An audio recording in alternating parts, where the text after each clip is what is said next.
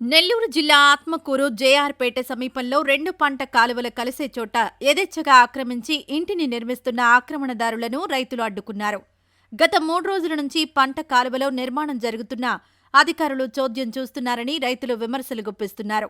అడ్డుకున్న రైతులపై కేసులు పెడతామంటూ రైతులను అధికారులు బెదిరింపులకు దిగుతున్నారని బాధిత రైతులు ఆవేదన వ్యక్తం చేస్తున్నారు.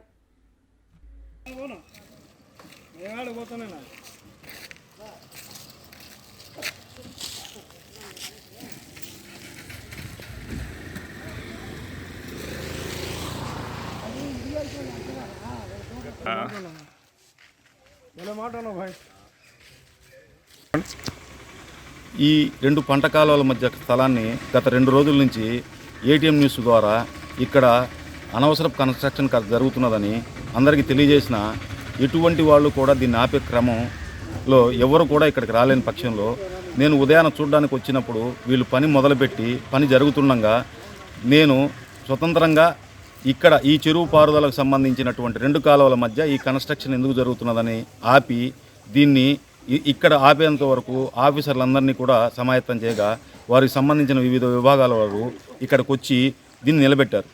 ఇంతటితో నిలబెట్టగలిగితే ఊరు కాలువల మధ్య 2 పంట కాలువల మధ్య వచ్చే నీళ్ళకి ఇబ్బంది లేని వస్తువులో ఉంటుంది.